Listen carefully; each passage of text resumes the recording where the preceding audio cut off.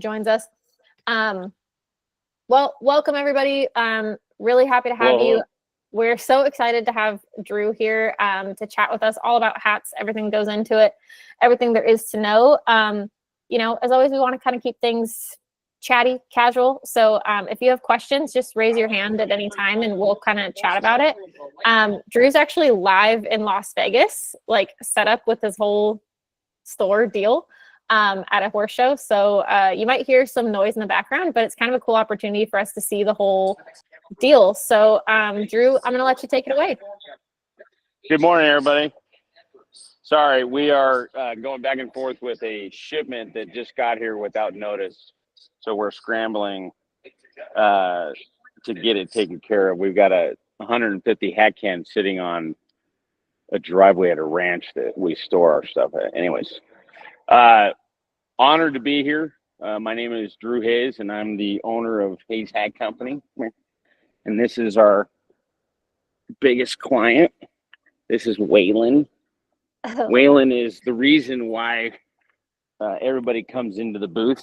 All right, I'm just kidding. But we feature Western felt and straw hats as well as dress weight felts. So the kind of saying in our business or in our booth is, if you can think of it, we can make it for you. But in addition to that, we directly relate with the horse show exhibitor, the competitor, the men and women that are out there kind of showcasing their talent and their horses.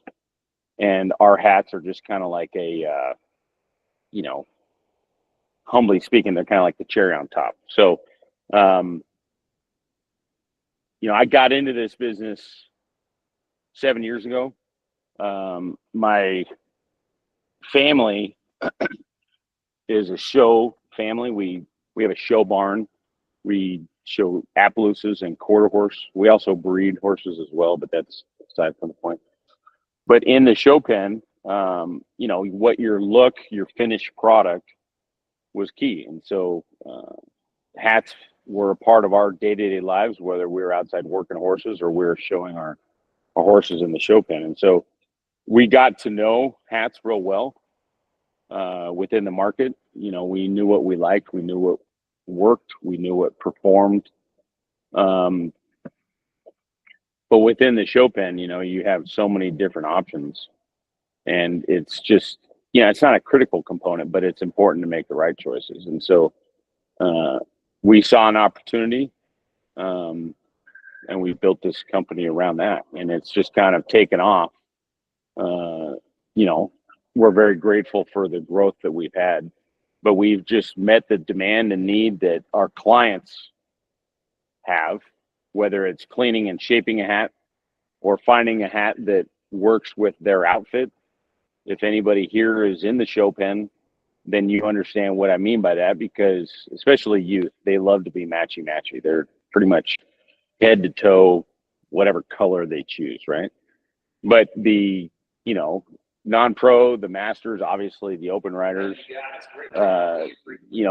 they know what they want. And so we try to meet that demand and more. So through customer service and, different options and then customizing, we really kind of have been able to establish ourselves within the business.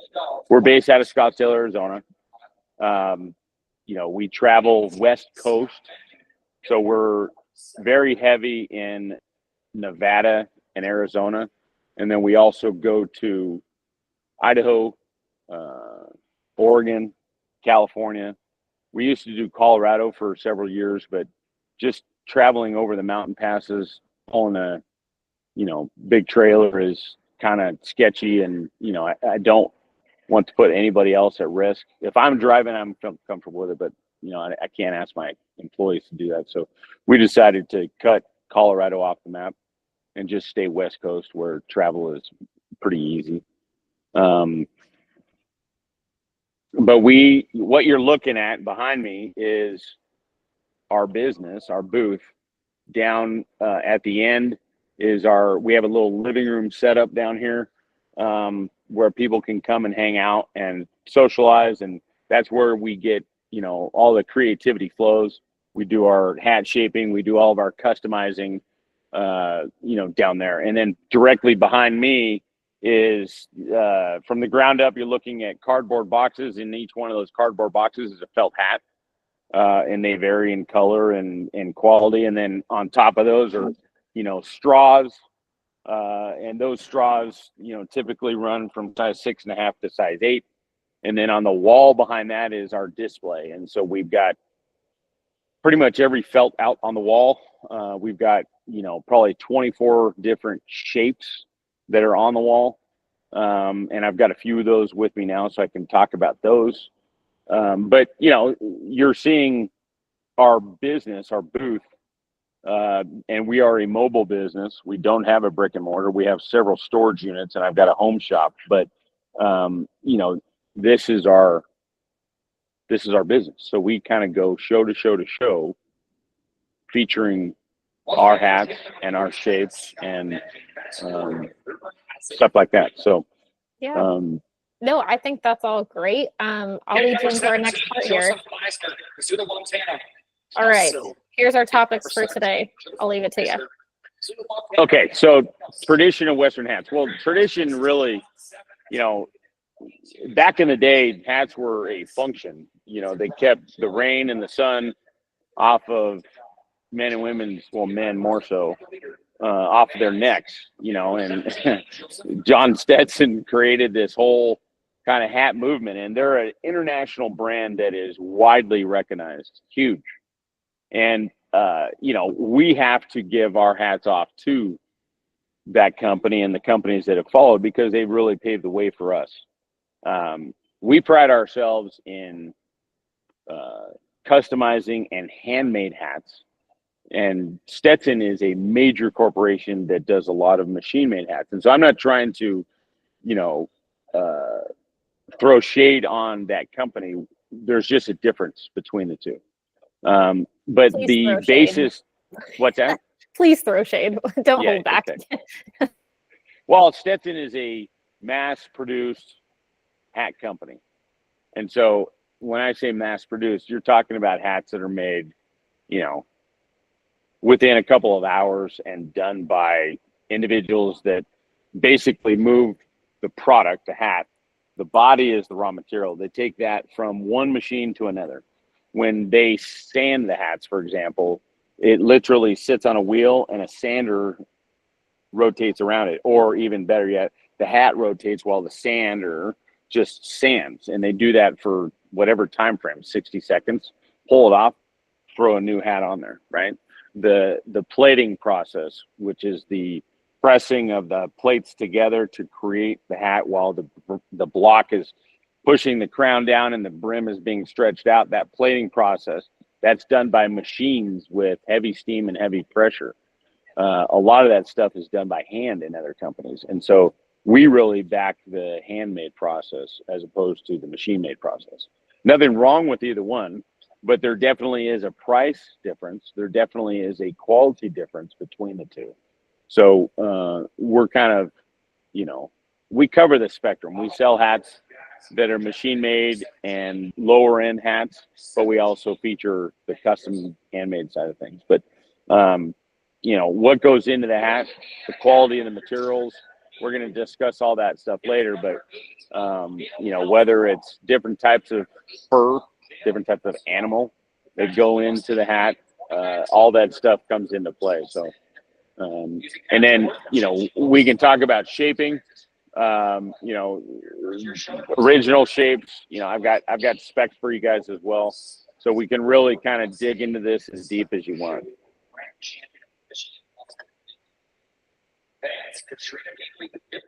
Okay, awesome. I'm going to take us right into talking about etiquette a little bit. Okay, so, etiquette really varies. And you're going to hear stories from me, and you're going to hear stories from other hatters or other individuals. And truly, nothing is right or wrong. Etiquette comes into play when, respect is something that in our side of the industry, or in our side of the world, the equestrian industry, in the world today, respect is huge, right? Like my word is my bond, my handshake is my agreement. But the way we carry ourselves and the way we handle our hats is part of that. It's part of the culture. It's part of the, you know, the thing as a whole. So, um, you know, there's just ways to go about it. So a hat is an expression of who you are and what you do. It's a tool in our trade. It's something that, again, it's a performance hat. You know, I wear hats that I can trust are going to stand the test of time. They can handle the elements. I can wear my hat in a downpour. You know, I can handle my hat and know that it's not going to get damaged. But I also don't want other people handling my hat because they don't understand what they are working with. Some of these hats are a long-term investment. In other words, you know, you're spending a lot of money for something that is supposed to last for a long time. So we like to kind of protect that. The idea is to do that in a way that allows you to have it for a long time. So nobody touches my hat. But other than that, the way we handle our hats is important. So let's talk about etiquette and then we'll get into care. So etiquette, when I'm being a man, it's a little bit different for a woman. You guys are not held to the same standard. But obviously you're welcome to do these things the same way.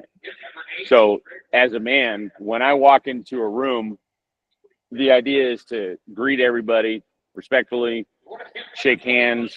Once I've introduced myself to everybody and I'm in a new environment, I can put my hat back on. If I'm ever greeting a lady, same thing. Hello, ma'am. Hello, miss. What's up, little lady, for those kids around us. You know, we do with our respect. We take our hats off and we pretty much, you know, show our head. Whenever there's the Lord's Prayer being said, hats come off. If the national anthem, we're patriots. We are proud Americans. The national anthem is playing, the hats come off. When we're sitting at dinner table, there's some variance on this one. At my mama's house, the hat is off and it is on the table or over on the side. In a restaurant that I go out to with, you know, my buddies, and we're at a location that's very casual, your hat can stay on. Like if I walk into a bar, not that I go to bars a lot, but if I walk into a bar, my hat doesn't come on. But if I'm sitting at a dinner that's a nice dinner, I take my hat off and it is leaning up against my seat next to me on the floor. And, you know, most restaurants will ask if I want to put it somewhere so that it's, you know, kept in good condition and not kicked or stepped on. And that's fine. Then I'll go put it wherever it needs to go. But most of the time it comes off. If I'm out dancing with my girlfriend or, you know, going out with my buddies, my hat's on. So there's just a matter of, you know, you need to figure out where it is that you are. And I think these are all girls that are with us today, but, you know, any man is kind of held to that standard. Women, you know, you can speak up to this, Krista, but women, I think the only time you really need to pull your hat is for the Lord's Prayer, right? I mean, Yeah, I'd say I think it's respectful during the national anthem. Okay. Prayers, yeah, you always pull it off. But I think the thing for cowgirls and hats is normally ours are pinned on. Like I Sure. don't know how many of you have worn a hat to show yet, but yeah, once it's pinned on, it's like you only have so many options. So I think that's why the rules are different. It actually started earlier than that. I mean, back in the day, women were so highly regarded, and they are still, but back in the day, women were so highly regarded. I like to we think didn't so. we didn't want the hats to come off because we didn't want to embarrass you to see your hair. You know what I mean? So right. You guys, you do whatever you did back then to get all dolled up and ready to go, and they didn't wear necessarily cowboy hats. They had, you know, like a very pretty dress hat, and so the idea was you kept your hat on. You didn't have to take it off and then potentially embarrass, you know, the woman who spent time getting herself prettied up and ready to go, and then you got hat hair, right? So I think that's where the premise started. But, right. Sorry, I know you asked me to mute it when this guy's talking, but it's hard to. No, you're okay. You're all right. Oh, okay. No, I think that's really comprehensive. That's about everything I know. Have you heard about this no hats on the bed thing? So are we talking to all adults here? Well, it will be on YouTube later, so choose your words. Okay. But I know, So, like, Scott Cooper made a TikTok and he put his hat like down for whatever like thing he was doing, and the internet freaked out. They were like, "That's horrible luck." yeah, Blah blah blah. so it's bad luck, right? It's a bad luck thing. I don't believe in bad luck. I believe in, you make your own destiny. So it's, it's just like, and I hate to throw this out there, but cutting horse people and the color yellow. I mean, it's, get over it, Oh right? yeah. But they say that it's bad luck, and so they don't wear wild rags that have yellow on them. I don't get it. I don't believe in bad luck. But that's the saying. So the whole bad luck side of things, that's what it comes from. Now, what happened was there was I think he was either a bronc rider or he might have been a cutter, but he was a very successful horseman. And he wore the color yellow, and he went out there and had a bad go. And I think he even got injured. And so because of that experience, it just kind of exploded into this whole, don't wear the color yellow. Yellow's a bad thing, blah, blah, blah, blah, blah. Well, okay. Yeah. We get a little superstitious. 100%. And that's really what it's all about. I mean, it's all about, it's all about bad luck, but that's it. Perfect. Okay. All right. Let me take us into our next slide here. Okay. So explain to us the anatomy of a hat. Like, when you're talking about this hat, can you kind of give us a description? So just to start, this is a 100% beaver belly hair hat that was made by Greeley Hat Works based out of Greeley, Colorado. This is our hat. This is our build, our color, our specs. So like, this was a run that we did on hats. The manufacturer is Greeley Hat Works. We're based out of Colorado, but this is all together our hats, our block, meaning our sizing, our run, our build, our color. With the hat itself, there's so many components that make up a cowboy hat. You've got the crown, you've got the brim, you've got the self-band and buckle. This is all the stuff on the outside. Now, there are other hats that have ribbon and bow, and then, you've got probably a half a dozen different bow types. And then you've got, the keeper as well as the bow. In the professional world, in the show pen, in the world that is, what I'm used to, the buckle keeper tip is a prettier setup. It's a more professional setup. It's a more business savvy setup as opposed to ribbon and bow. I've got beautiful ribbon and bow hats, don't get me wrong. But for the competition side of things, the buckle keeper tip is a little bit of a finished product. With the hat itself on the outside, that's pretty much all of that. We can get into the specs as far as the hat, the way it's built, the way that it's creased, the way that it's, cut. And what I mean by that is, so the build of the hat, the way we build a hat. Will you give me a block, please? Will you give me a block? It doesn't matter what it is, just what that. So a hat block is what's pressed into the hat while the hat is pulled this way, and the block creates the crown. So this is an example of a hat block. Okay. So when we started the manufacturing process, the felt body, which is going to be just hair and glue, it's steamed with high pressure and high temperature so that it's formed over this block. It's actually pressed down into the hat.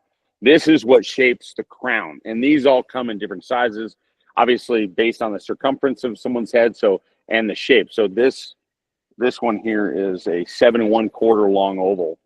And they all vary, but that piece of equipment gets pressed into the felt, which effectively creates the crown, right? So then we crease it. So the height of that crown is completely variant on what it is that you want. I block all of my crowns to 6 inch because of the client base that I have. We deal with breed events. We deal with barrel racing events. We deal with cutting events. We deal with, so many different so many different disciplines that I go 6-inch so that people can get their heads deeper into their hat without having to do special creases so that they have extra room. The only reason people put cutter bumps into a hat is so that they can get their head deeper into the hat. The only reason they do an island or on a brick is so that they can get their head deeper into a hat. I build my blocks at 6-inch so that you can naturally get your head deeper in, and then you've got better fabric to work with. Whereas a traditional block is like 5 3/4 inch or something like that, even less than that. So, but they do go up to 7. So it really depends on what the client wants. The brim of the hat. Go ahead. Wait, I have a quick question. Can you just clarify which is the front, which is the back, and how do we know? Okay. So first of all, this is a creased hat, right? This is the front. This is the back. Okay. Now, this is the front and the back from what you're seeing as someone that's watching. But if I was to try to figure out what is the front and back, I can look on the inside of the hat, because some hats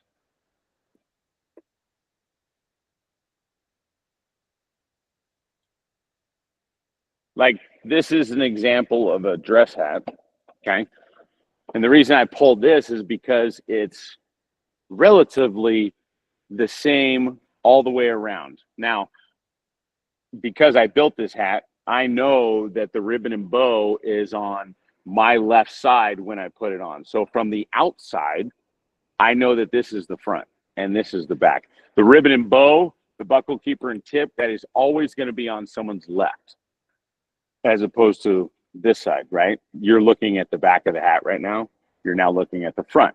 However, when we manufacture the hat or we build the hat, we used on this hat a fabric sweatband. The back of the hat has a bow.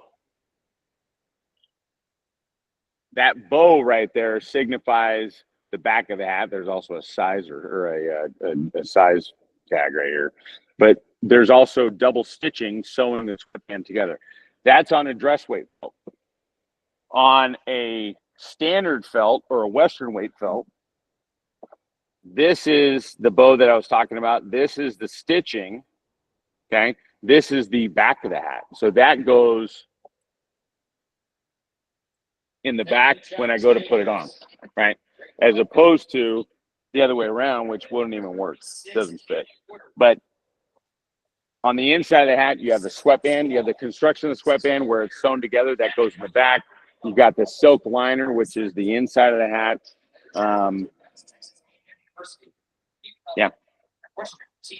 One more thing on etiquette, and I kind of didn't mention it, but it's important to mention. The liner on a hat is kind of like someone's underwear, but it's not. The liner on a hat gets dirty because we wear our hats. We're working cowboys, and over time they start out one color and they just get sweaty or they get dirty or whatever. When I take off my hat and I'm just kind of greeting a lady or doing whatever I'm doing, the idea is to keep the liner, keep the hat close to my body so that I'm not showing people how dirty the top of my head is, or what I mean. So it's a matter of respect to obviously if I'm tipping a judge, I'm gonna say thank you and whatever, I'll show someone the inside of my hat. But if I'm sitting here talking with you, Krista, and we're standing face to face and we're just hamming it up, I would keep my hat close to my body like this, and then at the right time, I'd put it back in my head. It also might be worth mentioning that if you're wearing makeup when you horse show, you'll get all that foundation on the front of your hat. So it does start to get pretty gunky and nasty, and the hairspray will build up. I'm someone who likes to hairspray the front of my hat to put it on versus pin it. And so mine gets pretty gunky up front. But yeah, again, those are girl problems. I see them. I see the hats when they come in, but yeah. Very good. Well, tell us about the straw option versus the felt option. What's the difference, and when is one appropriate versus the other? So, you're going to hear different dates. whether it's, Labor Day to Easter, Memorial Day to Labor Day. It really, it's all personal. There is nothing to be said about right or wrong, because that's really based around someone's opinion. The truth of the matter is when is the felt hat best suited and when is the straw hat best suited? So to answer that, if it's less than 70 degrees, 65 or less, I'm wearing my felt hat. And not that I'm going to check the temperature outside. It really depends on my working environment or what I'm doing. And, but ultimately, if it's too hot for a felt, then I'm going to wear a straw. And the reason that, you get the dates that you do is because the straw hats really cover the summer and spring days, whereas the winter and fall, the felt hats come into play.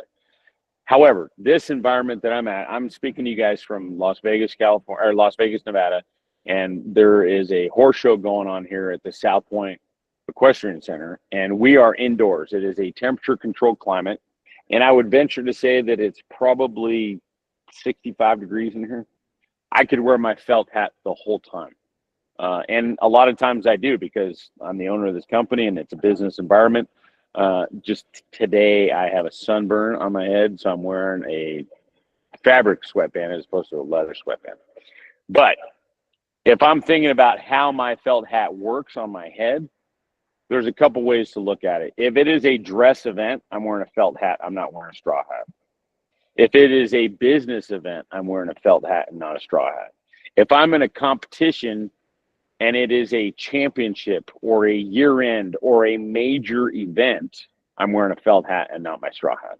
On the flip side of that, if I'm mucking stalls, I'm wearing my straw. I'm not going to get caught dead in my felt because I'll get my butt in a sling real quick. If I am at a regional show, it doesn't matter if it's indoor or outdoor. If it's just a local show and, it's not like I've got a qualifying event, and I'm just out there, playing with a young horse, or I'm just out showing and having fun, then I'll wear my straw because it's a much more casual environment. If I'm showing and I need to compete, and I need to win, hopefully, then I'm business and I'll bring my felt. One rule of thumb that I like to have, and I advise people to do this, is always look at what your judge is wearing. If your judge is wearing a felt or if your judge is wearing a straw, base your hat around that. Another thing is, how is your judge's hat shaped?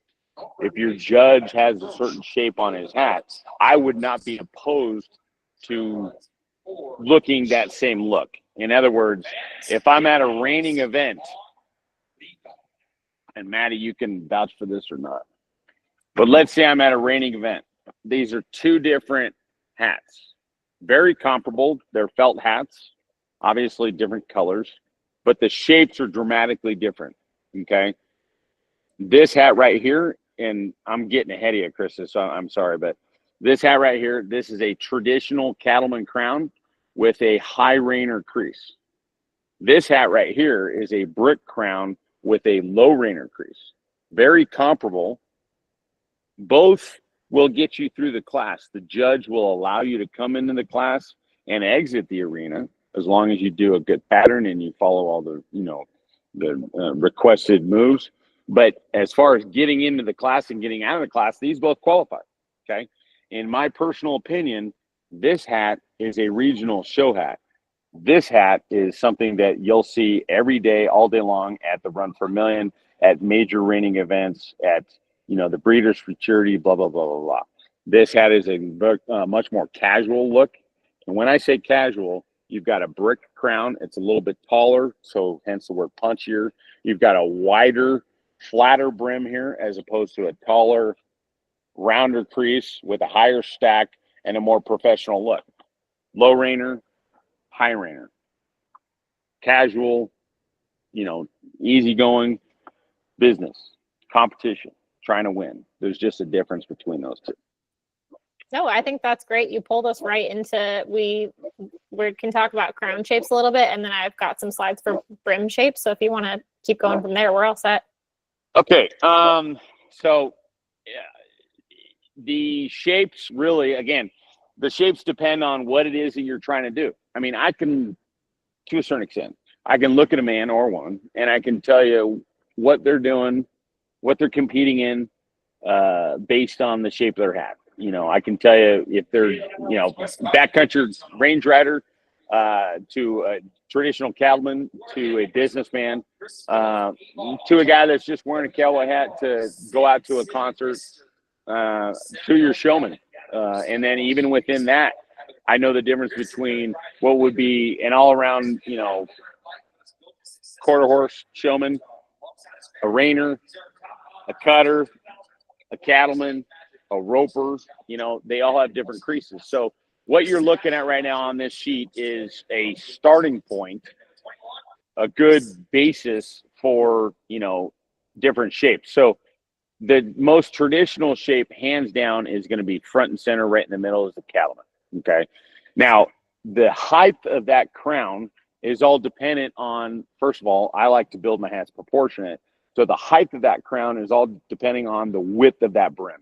In other words, if you are wearing a 5-inch brim hat or a 4.5-inch brim hat, which is this thickness right here, then I'm going to put you in a 4.5-inch cattleman.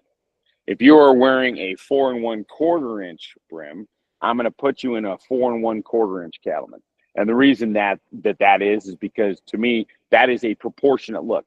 If you have a bigger brim and a smaller hat or smaller crown, excuse me, it's going to look squatty. If you have a shorter crown and too tall of a hat, or excuse me, crown, sorry, it's just going to look funny. So, but you're going to see cattlemen in the show pen. You're going to see cattlemen in probably 85-90% of the hats out in the world. The rest of this stuff is just complete options for whatever people want to do. The top two on the top left, the Minic and the CHL, those are going to be taller crowns. You're going to see that in the rodeo environment. You're going to see that in the barrel racers. You're going to see that in a little bit more of a casual environment. The reason that those are popular is because, one, the look, two, the depth of the crown. So you can get your head into the cool hand loop and the Minic a lot easier than you can. Like right now, that's sitting on the top of my head, right? Whereas on a cool hand Luke or a Minic, it's not even touching the top of your head. Those are set at 5 or 5.5 inch tall, assuming you have a 6-inch crown.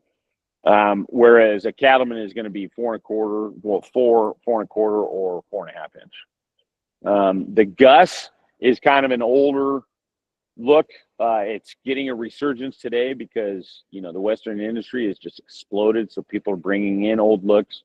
The Gus is kind of, with all due respect, it's just an old man look, but people love it, and so we shape it all the time. Open crown is very old, but again, it's kind of coming back. It's a completely unshaped crown. It's an untouched crown, but some people like it. I can't remember the actor's name, but the fellow's name was Haas in oh my gosh, I just totally brain farted. But it was made popular in old TV shows and old movies, and so the open crown is it's an untouched crown. The teardrop is shoot. So if we were to order a hat that didn't come shaped, it would come with the open crown to start, right? Yeah, and then you have to get the steam on it and shape it. Yeah, in fact, I don't know why I'm reaching my computer, but that open crown, that picture right there is what the raw material is done when the hat is made. So that is an open flat. So the open crown, flat brim.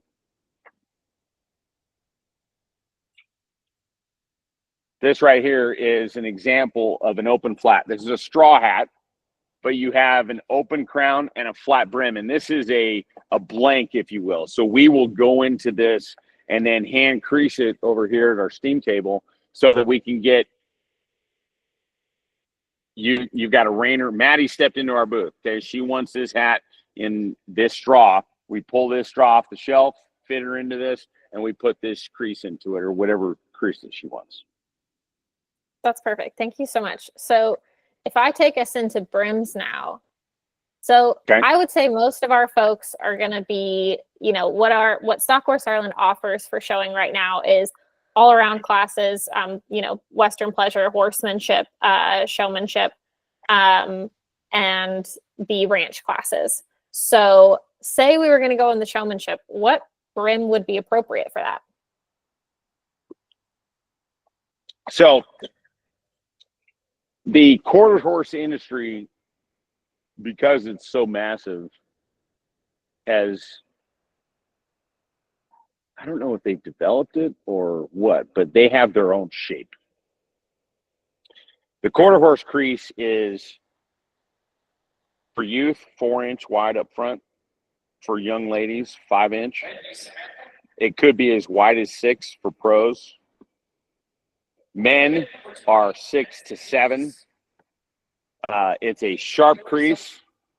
It is a tall stack, and there is a break in the front. Not a whole bunch of howdy, man, but it's just got, a subtle break, similar to what I'm wearing. The quarter horse crease is,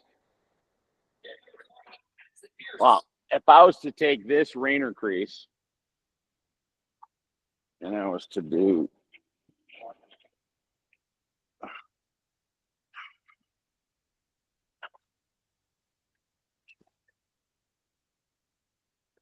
I don't have steam, and I'm not looking to.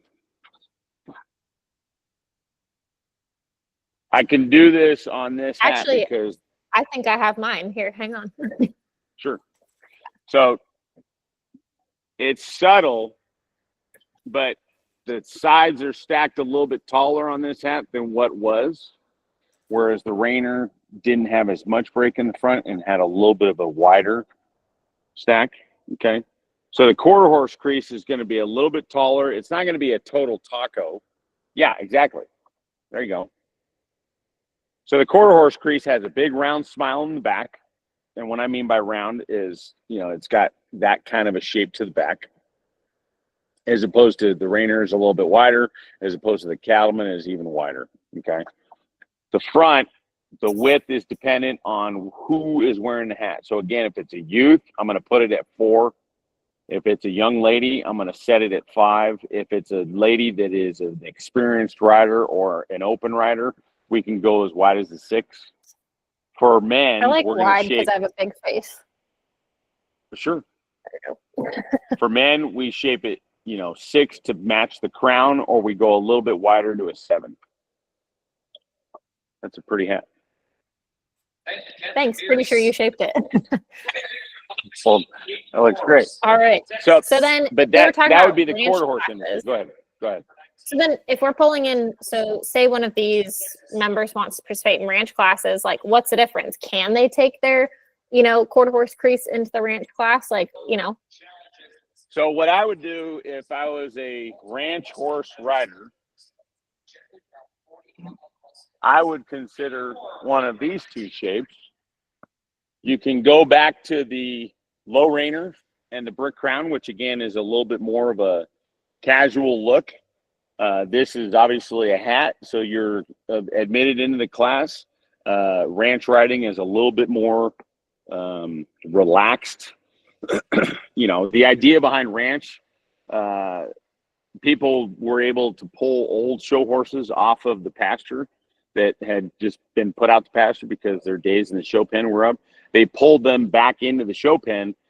Correct me if I'm wrong, Krista, but ranch horse riders, the horses, don't need to be, they don't need to be clipped. They don't need to, be slicked out. They can just come in. They can be hairy. They can just go into the pen and do their thing, right? So the ranch classes have exploded because what happens is, obviously every barn's different, but in our show barn, if you were 10, maybe 12, you were done with your show years, right? Like your years are younger.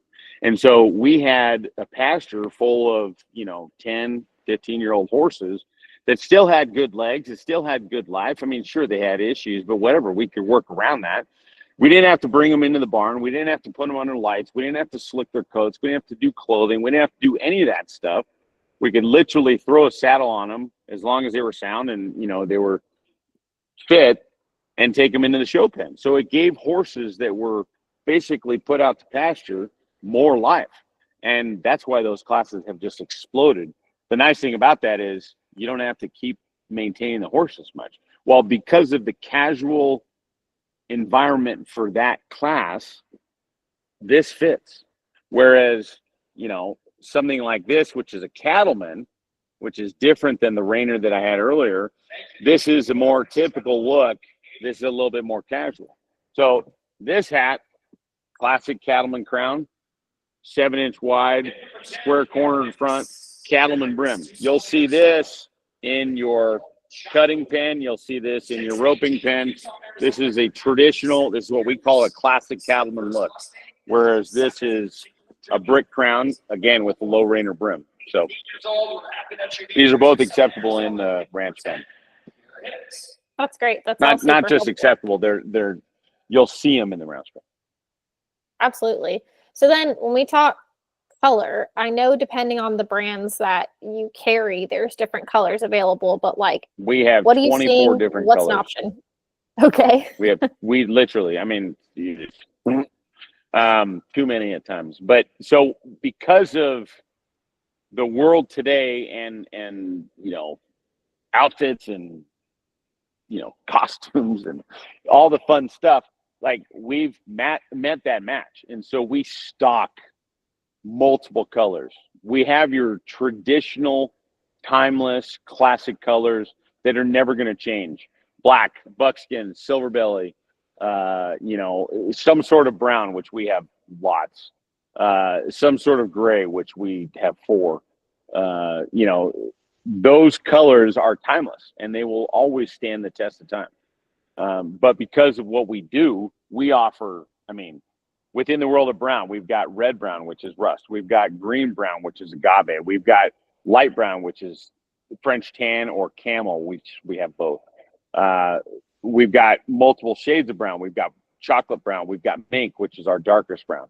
So just within brown. Within gray, we've got light gray, which is granite, medium gray, which is gunmetal, dark gray, which is steel, and then charcoal kind of falls right in the middle of the darker two. You know, so it really, and then based on, you know, your youth and your barrel racers and your showmanship personnel, we've got turquoise, red, moss green, Merlot. We've got 2 different shades of Merlot. We've got, you know what I mean? So we really meet whatever it is that the show pen is looking for as far as colors. That's great. So then let's say an exhibitor was looking for their first ever felt. They're just breaking into the showing, and let's assume they're on the all-around side. Where would you steer them as far as, we kind of talked about your shaping, but as far as color? So I think everybody needs a black hat, unfortunately. For me, I think black is boring. So I do have a black hat, but it's really reserved for dress events or funerals. I love color. I love expression. So I've got, you know, that Kodiak brown that I showed you earlier. Natural is my go-to, which is an undyed hair follicle.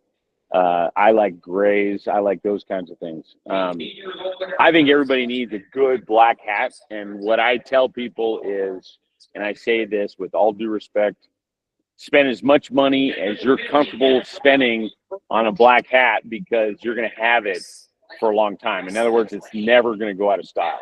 Yeah, we can shape a hat, you know, in different shapes, but as far as the color black, you'll have it for however long you take care of that hat.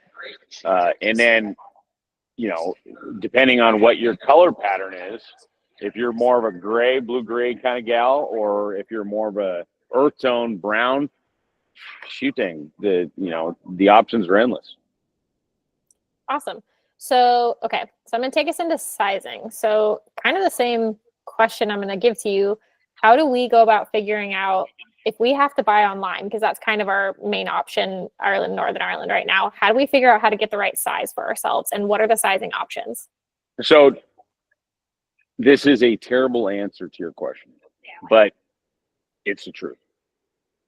Buying online is very challenging. And the reason I say that is because every hatter, not every hatter, but most hatters are different. And that is because they want to be special. They want to be different. And when I say hatter, I'm talking about the manufacturer. I'm a hatter. We do a lot of custom work, but we actually don't build the hats here. I pay other people to build my hats for me while I'm on the road. They're my specs, they're my builds, they're my, whatever, but they actually do the work for me. I've just chosen that hatter to do my work. Comparable to jeans, every hatter wants to be different. And so even within our booth, we do business with Bigger Hat Store out of Decatur, Texas, Rodeo King out of New York, Greeley Hat Works out of Colorado. Who else do we do business with? Well, let's just do, M&F, they're out of Texas. M&F and Greeley Hat Works are very much aligned, but Rodeo King is different. Bigger Hats is dramatically different. What I mean by all this is that it's simple math. If you take a measuring tape and you wrap it around your head where you wear the sweatband of your hat, and you pull it to the tension that you like your hat to fit, measure that to the closest 1/8 of an inch. Take that number, divide that number by pi, and that's how you get 7, 6 3/4, 7.5. It's simple math. It's the circumference of your head divided by pi. That's where you get your number, okay? Unfortunately, if you look at any kind of fitted baseball cap or any kind of military issue headwear, they are fitted based on that size, okay? But if I wear a 7 3/4, okay? If I put on a 7 3/4 Rodeo King, or let alone if I put a 7 3/4 Rodeo King, it's going to come down over my ears. It's too big, right? But if I put a 7 3/4 Greeley Hat Works or M&F on, it's going to fit. If I put a 7 3/4 Bigger Hat Store hat on, it's going to come down like this because I wear a 7.5 in that hat. It's the dumbest thing. And I'm challenged with it all the time. And so we do the conversion on our side of things when we ship hats, because we ship hats all over the US, Canada, Italy, all over. But I'm just telling you, if you're dealing with a hat maker or you're trying to buy a hat online, you want to get their sizing guide and ask them if they're true to measure, meaning a 7 is 22 inches or 21 7/8 inch. Then it should fit. As far as the long oval and round oval, I'm not making this up. I'm telling you right now. I heard this from a mother that is a nurse and she's in the medical environment. The shape of your head is dependent on your mother's hips. And I hate to say that out loud, but there's truth to that. Okay. So if you're a natural childbirth, I don't know if I buy all this, but they're saying that based on the, whatever your mother's hips, the way the head comes through, it forms that. Okay. That's not necessarily true, because what I see, if you're of Asian descent, if you're Middle European, your head is going to be more round. I have dealt with, oh my gosh, is it Inuit? Eskimos? Is it Inuit? They have a completely different shape, and that is based around the way that their children were raised. They were tied down, and so the back of their heads are actually a little bit flatter.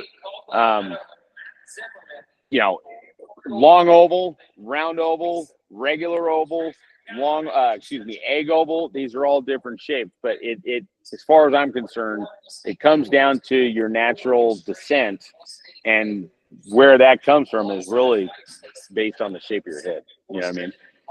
Wow, this is more educational than I ever even expected. Yeah, there's a lot to it. Trust me. Okay, so my next question is, so if you guys have ever gone online to buy a hat, the first thing that comes up is it's like, oh, do you want a 7X, a 15X, so, on up to 100X. So what do the X's mean? Let me go back to that long oval, regular oval. One more thing. One thing that you want to look at is I would take a hat, or I would ask someone to take a hat that they wear all the time. Like this is my go-to. I mean, this is dirty, pardon me, but I wear this hat all the time. So based on the shape of this hat, the inside of my hat, because felt, straw, it doesn't matter. Over time, it's going to conform to the shape of your head. So it is literally going to match what it is that I'm wearing. Even if I bought this as a long oval a year from now or whatever, because I wear this hat all the time, it's going to fit the shape of my head. I ask people to take a hat that they love, that they wear all the time, and send me a picture of the inside. Okay. So then I can look at it and tell you, you're a regular oval, you're a long oval, that, you know, that kind of thing. So if you wear something on a regular basis, and I can look on the inside of that hat, or you can look on the inside of the hat, the shape, the long oval is going to be longer than it is wide, whereas the regular oval is going to be a little bit wider, not as wide as it is long, but it's going to be wider. It's going to be more round, whereas the round oval is almost as, I mean, it's not a circle, but it's pretty dang close. Sorry. No, that's great. X's. Perfect. Yeah. Tell me about X's. So the industry standard is rated in X. Okay. Depending on the raw material that goes into the hat, the construction of the hat is reflected in the cost and the finished product. Okay. As far as the raw material of the hat, what goes into making that hat is what the X is in direct correlation to. And then on top of that, there's a direct correlation between the pricing. So the industry standard is rated in X. Unfortunately, there's not a governing body that manages this. And due to marketing, the X's have gone from what was 1 to 100 to now several thousand. I'm going to keep my judgments to myself, but 1 to 5, 1 to 6, we're talking wool, we're talking sheep. So you have a combination of wool and glue. Wool is widely available, widely affordable. It's warm, but the performance aspect isn't there. So, you know, those hats are going to be on your lower end, 1 to 5. Also on your more affordable ends of things, you might find a wool hat, 80 to 150 bucks, that kind of thing. You get into rabbit or European hare, HARE, when you get above 6, above 7, and you get into that up into 40s and 50s, you're dealing with a rabbit blend or a European hair blend. And when I say blend, I'm talking about where the hair comes from the animal. So when you look at the animal, the back hair of an animal from protective measures is going to be more coarse. It's going to have a thicker strand. The hair follicle is going to be thicker, right? It's going to be like this versus your pinky. Whereas when you deal with the belly hair of the animal, it's going to be finer. It's going to be softer. It's going to be more supple. And the reason that is because as the animal curls up, it is intended to keep itself warm. It generates warmth that way. Whereas the back hair is what protects itself. Okay. So the hair follicle, where it comes from on that animal, has to play into the build of the product. So you'll hear terms like belly hair or blend or body hair, right? The belly hair is going to be the finer, the more supple, the softer, the more velvety feel, also is going to be in the higher range of X, whereas the body hair is going to be the lowest, and then the blend is going to be the middle. So when we're dealing with rabbits or European hair, again, HARE, we're talking about 7X up into the 25, maybe 30X range.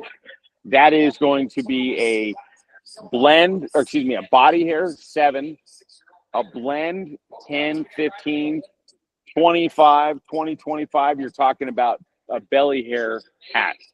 You get into beaver hair when you get in above 40, 50, and so on.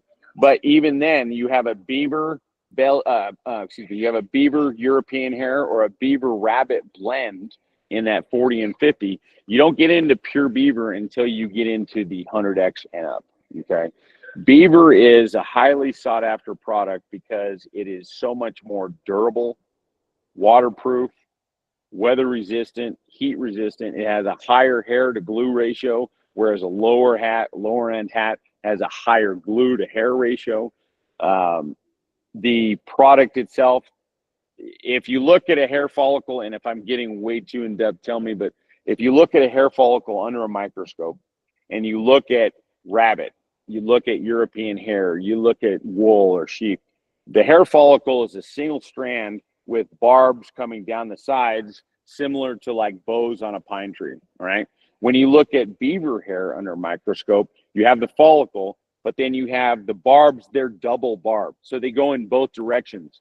What that does is that allows for a tighter knit with all the hair.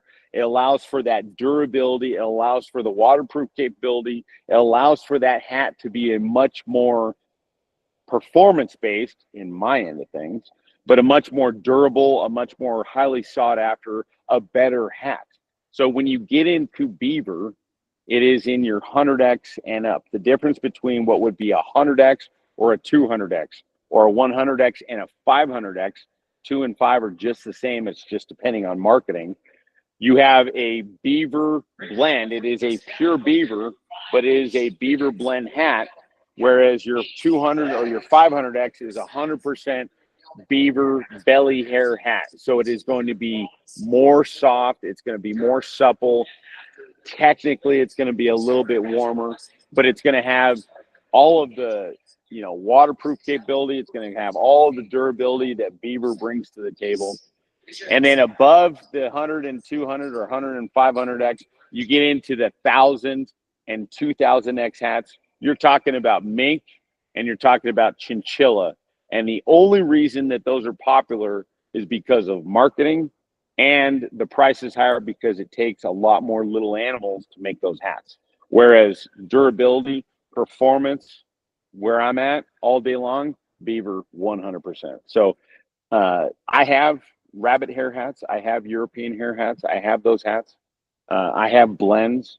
But my day-to-day, if I'm wearing my hat on a regular basis, I'm wearing my pure beaver hat. And I actually like a pure beaver belly hair hat because it's soft and supple. But the performance side of it, it doesn't wilt. If I leave my hat in the sun, it doesn't wilt. If I wear it in a rain, in the rain in a colder environment, it's not going to droop. If I'm in a downpour, it's not waterproof. So it's going to soften up. It's going to absorb water. It's a natural product, right? But if I'm in a rainy environment and I can get from A to B and I wear it outside in a pure beaver, that water is going to sheet off and it's going to fall off the back of my head. Over time, it's going to absorb and it might get wet and it might droop. But all I need to do is take my hat, put it on its crown, allow it to dry, and it'll show back up. If it does dry a little bit wilted, hit it with a little bit of steam, boom, it comes right back. That's the nice thing about a high-end hat. So that's the difference between, go ahead. Well, you perfectly have led us into our next slide, which is just talking about some of that hat care. Interesting to talk about how quality kind of affects the performance and wear of the hat. But say we have the hat that we have, how do we take the best possible care of it? So there's a saying that I like to use in my line of work. If it's not safe for your baby or for your dog, it's not safe for your hat. And what I mean by that is the way you store your hat. Don't leave your hat in your truck. Don't leave your hat in your trailer. And the reason I say that is because depending on, the insulation of your truck or trailer, the amount of sun outside, the ambient temperature, blah, blah, blah, blah, the inside of your truck is going to be a heck of a lot hotter. And that's not a scientific term, but still it's my term. It's going to be a heck of a lot hotter than it is outside, especially if the windows are closed, if it's all enclosed, which most trailers are because they're watertight, right? So if it's 85 degrees outside, it's going to be higher than 100 degrees inside your trailer. If it's 100 degrees outside, it's going to be closer to like 130, 150 inside your trailer. Those hats are not designed to withstand that type of temperature. The ideal temperature to store a hat is 55 to 65 degrees. And there. If you have a high quality. Does anybody know what that is in Celsius? I don't. Oh, I have no idea. We'll look it up after. 10 degrees Celsius. Something like that, right? It's probably like 10 or 15 degrees Celsius. Perfect. Assuming that 0 is 32. So, just based on Drew's math. But storing a hat is critical because if you're in the show pen, when you go to get your hat out for your next horse show, if you're not storing it the right way, you might pull your hat out right before your class and it looks something like this. But that's because you left it in a trailer that's 110 degrees outside, and that glue of that felt just kind of became malleable and it drooped. So what I would say when people store their hats, take it in your house. Leave it in a good temperature controlled climate, or at least room temperature, whatever that means. But I would not leave my hats in my trailer outside as far as a felt, because it's the glue that's just going to droop. Now, as far as the construction of the hat, this is a fabric hat, or a fabric sweatband. The sweatband is what's going to shrink.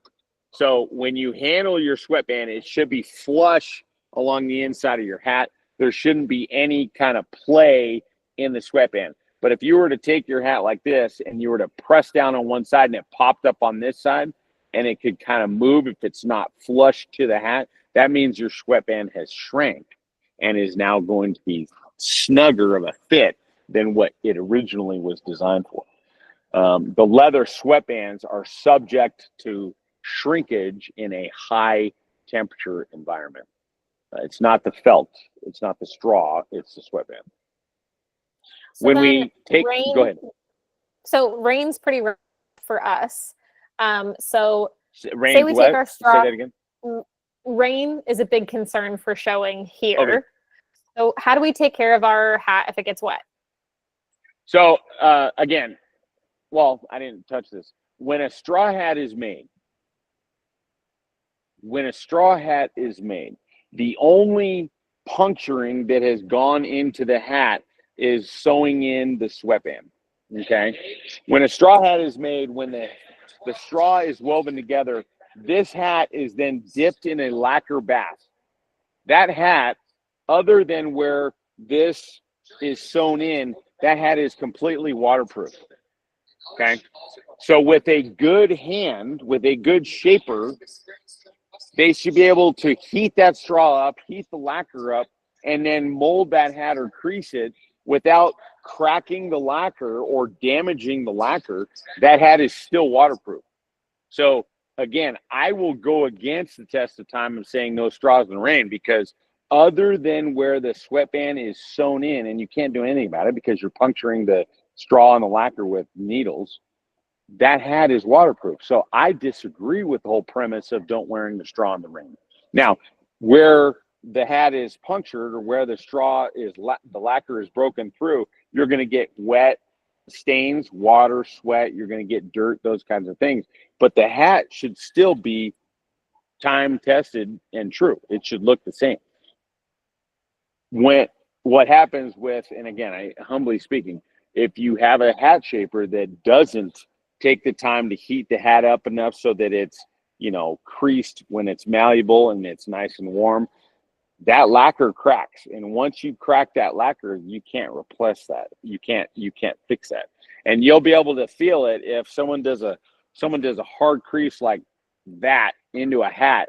You can feel that lacquer is now cracked, and I can feel it with my hands. It's a little rough, whereas this side is smooth, right? I can now feel where that lacquer is broken, whereas this is nice and smooth. So it really depends on the hat shaper's ability. But if you have a good crease in the hat, it should be able to maintain weather resistant. But felt hats, obviously more of a winter, fall type of environment. Depending on the quality of the material that goes into building the felt, you can wear it in the rain. You can wear it in a mist for sure. A downpour, you're going to get wet. There's just no way around it. But as far as taking care of a hat when it dries, store it on its crown, allow it to fully dry. If it doesn't come back, hit it with a little bit of steam, boom, it'll pop right back into place. Awesome. That's amazing. So tell us about this quote that you have for us. So I am, I'm all about living life. I'm 50 years old. I've been all over the place in the United States.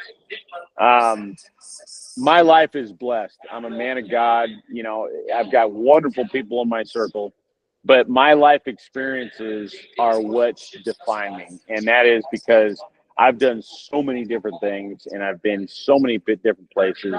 I am not afraid to talk to anybody. I'm willing to listen. I love learning about people. I want to know what you're all about. I want to know what your business is about. I want to check out this sport. I want to try something new. You know, life is meant to be lived. And so, I am all about this quote. When I found this, I don't even know, however long ago, uh, you know, depending on your religious background, I believe that we all have another life when we go to heaven, but every man dies. We all die. It's going to happen.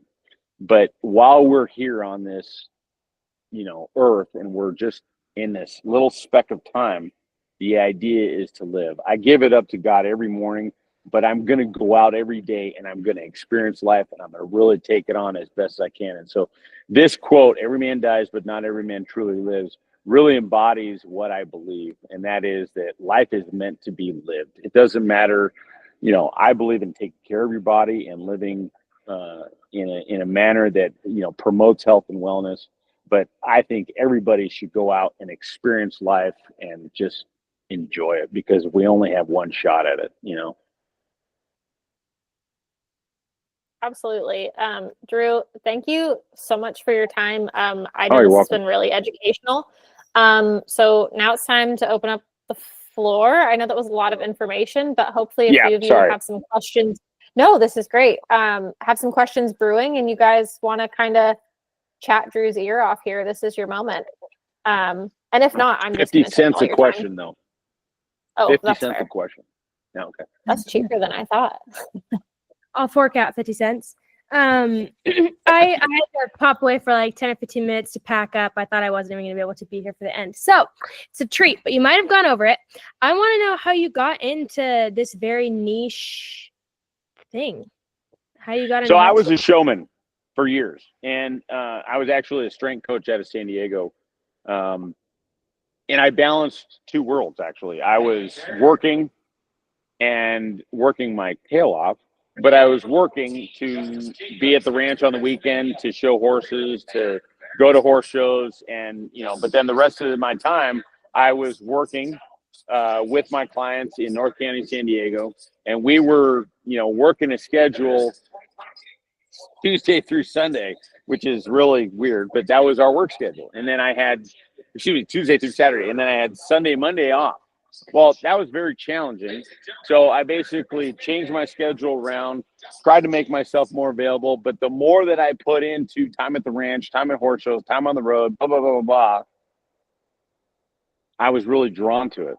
And so my life became wrapped around this entity, which was showing horses, breeding horses, living with horses, cleaning horses, taking care of horses, feeding horses, the whole life of having a working ranch.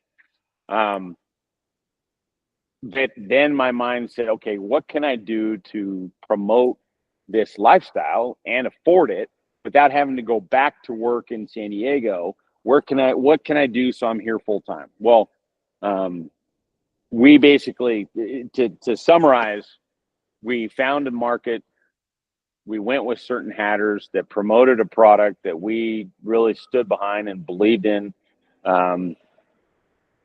We jumped after it. We created an opportunity, and then COVID hit. And when COVID hit, we were in the right place at the right time to really take the money that I was investing in this company and put it into this company with a little bit of extra money. But it exploded. All the horses that came into play, everybody wanted to jump into horses. Your traditional sports, soccer, baseball, basketball, tennis, all that stuff, were pretty much shut down, whereas horses were still allowed to go. Maybe it was because we didn't listen to the rules and we just did our thing anyways. But horses went this way, whereas traditional sports kind of fell off.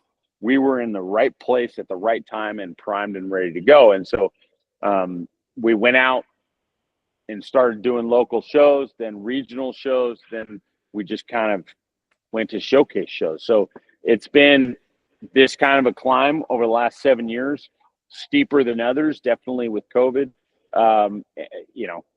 Yeah. Right place, right time. Nice run for Justice Jacobs. That's awesome. All right. Anybody else? What you got? Let's see. We just got a message in. I honestly have no questions. Webinar was so informative. I learned tons and tons as a complete hat beginner. I would love to get my own soon, so I needed this. Thank you so much for this webinar. So you nailed it. Thank you for chiming in. Wonderful. Thank you. That's great. Priscilla, did you have anything you wanted to ask Drew? Priscilla needs a hat, actually, so she might be busy. I'd like to call them out, though. So I was just figuring out how to put myself off mute. I was like, where's the button? No, I guess I don't know if like you can really answer this question because it seems to be like there's so many different hats and styles and shapes for different things. But if you were getting, say, your first hat and you don't have like a specific like show or discipline like all around, you kind of like fiddle about in all the different ones. Is there kind of like a hat that would cover all, or do you really like, is it more beneficial to have like a certain hat for certain showing? So I would ask you, if I can answer, Krista, I don't want to step on your toes. No, that's a great question. I would ask you what time of year you're going to show in. So if you're really just going to be doing casual shows during the summertime with your friends, then I would say go ahead and save your money and buy a straw hat, because a felt hat is going to be a greater investment. From a price standpoint, our straws start at $95 and go to $200. This is American. Mm-hmm. $95 to $200. Our felts start at $395 and go to $2,000 or $1,859, $1,895. I can. So there's a much larger cost to a felt. So I would ask you first, when are you showing? You're going to be doing some all-around events, but is it going to be outside with your friends in a very casual environment? I'd say go with a straw. Yeah. Other than that, I would say go into a felt, because a felt is a long-term investment and you can have that for a long time. As far as the shape, I would consider staying traditional and a classic shape. And so I like the all-around classic cattleman look. And what I mean by that is the traditional cattleman crown with the cattleman brim. The width is dependent on you as a woman. I don't know your age. I don't know your shape. I mean, if you're taller, if you're, you know what I mean? Like there's things that come into this because we shape to the client. But traditionally, for a hat that would be a good starter hat, I like the shape of a classic cattleman. The only things that would vary would be the width. So, you know, I don't mean to be rude, but how old are you? 21. And do you mind describing yourself to me? Like, what's your height? Like 5'6", 5'7". Okay, so then I would say a traditional look would be if you went with a larger brim, because you don't know what discipline you're going into. And when I say larger brim, I would say a 4.5 is a good center ground. If you go much smaller than that, but you do cutting, you do cow horse, you do, reining, you're doing other sports, the hat can look a little bit smaller. So I would put you in a larger brim just to start. We can always cut the brim.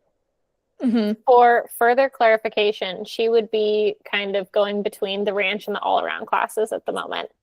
Same thing applies. So I think she could easily say 4 1/4 inch width on the brim. But if she wants to stay in ranch, if she wants to do something a little bit more down the road, especially with felts, because these are long-term investments, she doesn't know where she's going to be 5 years from now. I would say start with 4.5. If we cut it, it's cut. It's done. You can never grow it. But if it's too big, if it is cut to 4.5 and, you wear it for a season or whatever, and you're like, this is too much hat for me, we can always cut it down. It takes me 5 seconds to literally cut it, and then we sand it so it's a nice, clean, beveled edge. It's a pretty, a look that I can have a hat cut and sanded in 10 minutes. I mean, no problem. So I would say go with a little bit bigger, 4.5 inch brim.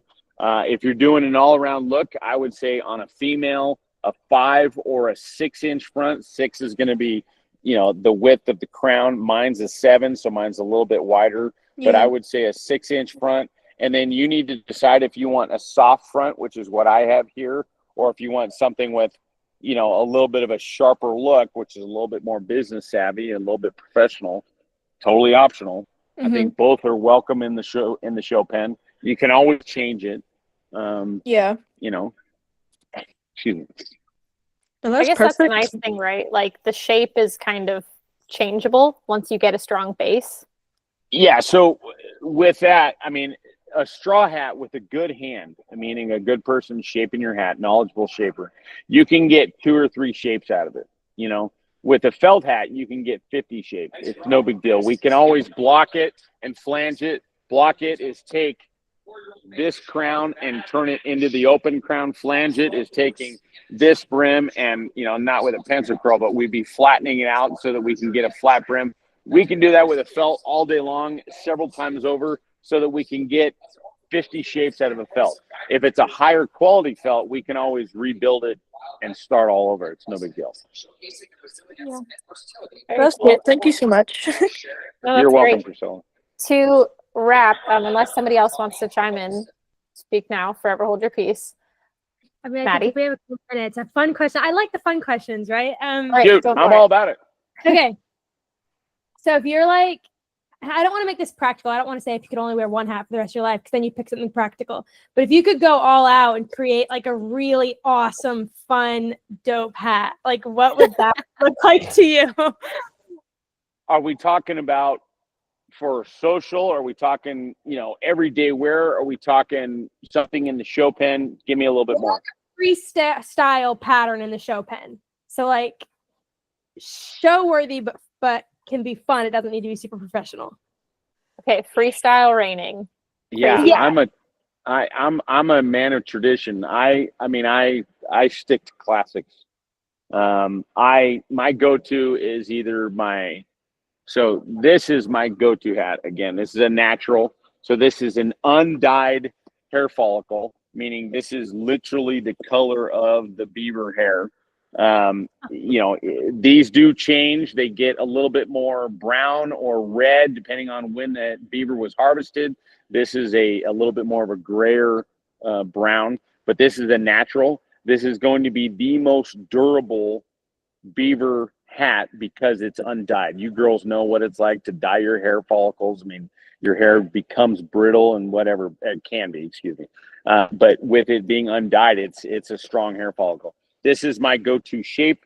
It is a cutter crown, so I've got bumps that I can get my head deeper into it. It's got a much more, you know, casual brim. This is actually a cutter brim, so it's going to have a wide front. It's going to have a little bit more howdy ma'am or the break in the middle. It's going to have a nice big wide smile in the back. So this Howdy is my ma'am cracks go-to. me up. Yeah, it's you know, Yeah, but yeah. you know, it's really up to you. I mean, you know, I'm a man of, you know, tradition, so I like the traditional looks. No, But I'll purple. build your shape whatever you want. I'm just thinking. I'm like, what are we doing? Okay, this is an interesting question. Rasha wants to know, out of curiosity, is there much in the way of ethical slaughter laws for animals? Like when we're talking about beaver hats, do you know anything? Like, do we need to be concerned about, are we purchasing an ethical hat? Or like, is it just kind of a free for all and we don't know what kind of life that animal had?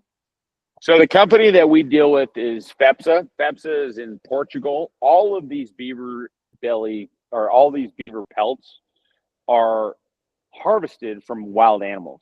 Okay. That's cool. These are, yeah. So these are sustainable, you know, I mean, these are not farm raised. These are not, you know, beavers kept in cages, that kind of thing. But with that, not only does FEPSA take the hair follicle, but the whole beaver is used in other methods. So the, you know, the tendons, the leg, like that stuff goes into medicine. You know what I mean? So the whole animal is consumed within different industries. So it is a very much more ethically accepted way of harvesting beaver, as opposed to just farm raised and for their hair. Yeah. And FEPSA is an awesome company. I mean, they make a good product. That makes a lot of sense. That's really interesting. I didn't know that actually. Okay. Oh, wait, we got a reply. Pretty cool. Thank you. Super interested. I just had no idea beavers were used for anything. Yeah, beaver Beavers huts are are great.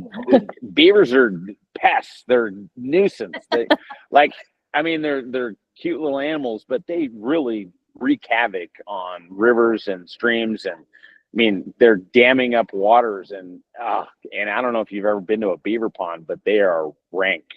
The water is foul. You can't drink it if you're an outdoorsman or you're hiking or traveling outside. If you come along a free running stream, unless you're downstream from cattle country, which I wouldn't drink that water. But Yeah. if you're out in the wild, the natural running water is totally potable. It's safe because it's just constantly running over rocks and in and out of earth and material, and it's completely filtered. It's safe to drink. You come upon a beaver pond, you drink that water, it might kill you. I mean, beavers are rank. They are, yeah. I assume, But it's kind of like deer, isn't it? Where it's like, I'm sure there's a tag system and like we do have to keep the population controlled or like. Yeah, I mean, yes. I mean, all this stuff happens overseas. I'm not seeing it. The Americas is we don't completely have beavers different. here. So it's a whole There are thing. beavers here. I don't think so. Are there beavers? Yeah, there are. They're in Utah. They're all over the place. Okay, no, in Northern Ireland. Oh, I'm so sorry. Excuse me. This is Stockhorse, Ireland. Jesus. Just, So I there's don't no know. beavers in Ireland. Wow. Okay. I don't think so. Alright. Yeah. Sorry. I wouldn't know. I don't know your local. Yeah, No. I don't know. Oh gosh, I'm not reading that out loud. What? Rash's comment. Okay, so wait, before you Uh-oh. go, I know we're running short on time. I really wanted You're to good. ask if you would shape a hat for us. Like, do you Oh, have any okay. willingness to like go in You got front of any a steamer? shape? You got any hats to shape right now? I think we would all like to see Okay. it. I think I speak for everyone. We've got hands clapping. Yeah, you gonna do anything with it? No, I need you to shape a hat. We're gonna put Hunter on the spot. Oh, come on, Hunter. What you got? Oh, perfect. Let's do his. You mind, big guy? Yeah. Drew, I think you're the most American person I know. All right, everybody. This is Hunter Signorelli. He's my Italian stallion. He is a local Las Vegas guy. He is my hat shaper. So what he's going to do is, what are we doing with Dad's hat? Okay, man. So we have, this is a resistable. I can't tell you because it doesn't say. It is 100% pure fur. So this is going to be either, no offense, or don't. This is going to be either a rabbit or a hare or some sort, H-A-R-E hair, or some sort of a blend. The way I'm feeling it and touching it, it doesn't have the supple feel of like a belly hair, let alone a beaver hat. But this is a 100% fur felt. So this is going to be a blend of hair and glue. I'm going to do it just because they're locked up. So this is going to be a combination of hair and glue, 100%. There is no liner to this. Literally, it is just spun hair and glue the way the hat was made. How do you want me to touch this up? So we've got a steamer here. This is a commercial boiler. This heat comes out at 200 degrees at about 70 PSI. So I basically like to heat up the hat, heating up the glue so that it becomes malleable. Yeah. And we're copying Hunter's. Okay. Are we doing a brick into the crown too, or just? I'll leave that for now. Yes, sir.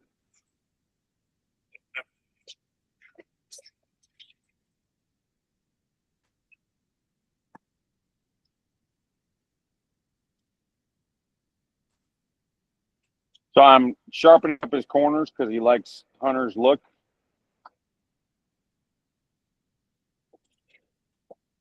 You want it wide like that? You want an 8-inch?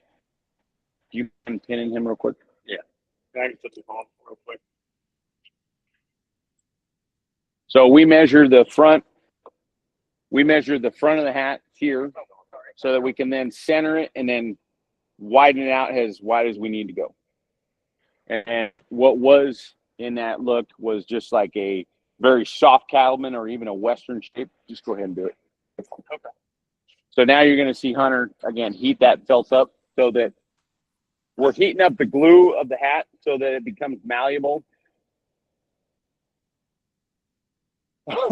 And then he's going to put an 8-inch crease in the front, and he's going to stack up the sides. And then we always want to set the hat when we're done, allowing it to cool down and allow the glue to set so that it brings some of that snap, that body, brings it back.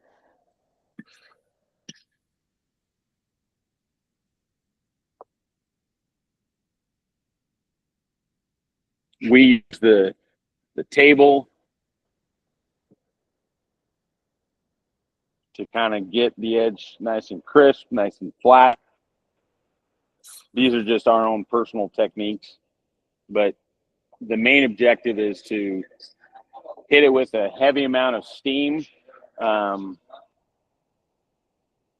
that you can get the glue nice and malleable and then allow it to rest or allow it to. As a side note there, Drew, how often do you get asked to do the hats from Yellowstone now?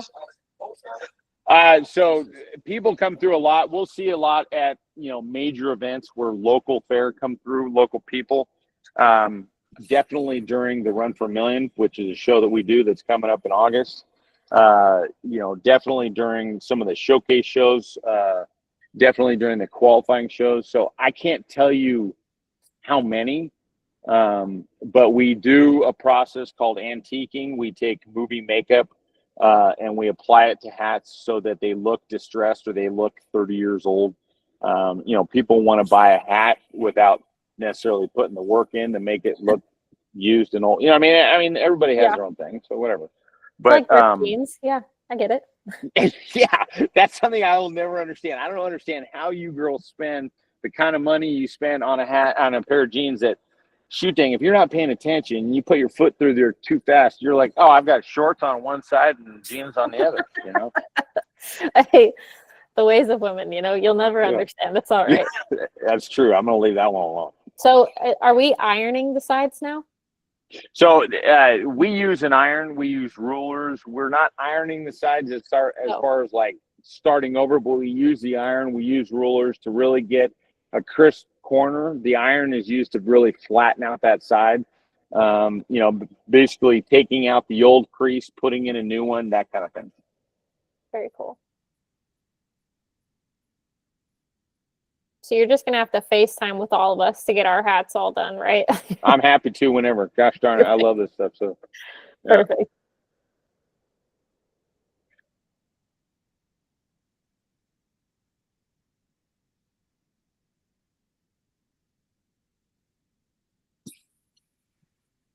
We don't want to keep the sharp corner. So, yes, ma'am. So what Hunter just said, I don't know if you guys picked that up, but he said that the corner's not able to hold the sharp crease. No disrespect, sir. So the reason that is because of the quality of the felt. The quality of the felt, the hair to glue ratio, the things that we covered during the talk earlier, all that goes into play when you're choosing your felt, and the quality of the raw material that goes into making the hat will determine how that crease gets held, how long it'll hold, that kind of thing. So sorry, I'm competing with the guy talking. But the shape, we can get the shape done. Whether or not it stays that way really is dependent on the quality of the hat. And so, there's just so many things to take into consideration. But the reason that it's not holding is because of that. Fair enough.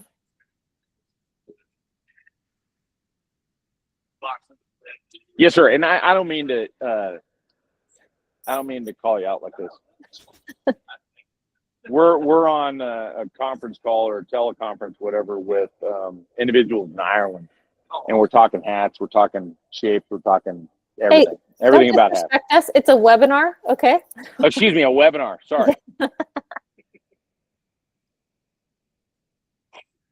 Sweet. Maddie, All are right, you on what your way to else? the airport? Yeah, trying to make myself there. I think my husband told me I need to leave earlier because I'm always late. Nope, Here fair was enough. serious for once and not last. No, I think we're good. I think that was really interesting. I'm really grateful to you for your time, Drew. This was a blast. I'm welcome. sure everybody feels the same. And welcome. hopefully, I don't know, we might just have to bring you to Ireland to shape some medals for us. It might just come down to I that. would love to. Gosh, let's do it. I would love to. I've got, I mean, you know, I'm Irish, so I've got family history. In fact, when I was a younger man, which is several decades ago, I looked at going to the Ballymore Culinary School in Ballymore, Ireland. I mean, I literally was going to become a chef. I mean, I love Ireland. I've never I love been, but that. yeah. We got family in County Cork. Like, yeah. That's amazing. Well, we'll definitely Yeah. have you. Anybody else? Any parting words? I'm gonna give you your last moment. 5, 4, 3, Count. 2, 1. We're good. All right. Thank you so much, Drew. We'll let you go. Thank you everyone for joining, and we'll be in touch soon. I think for Stock Horse Ireland, we're talking about doing a town hall. We got to do that survey with everybody, kind of asking what you want to see from Stock Horse Ireland. So we kind of want to do a big discussion with all of our members about how we can implement some of those things going forward and stay in touch now that we're half a year old.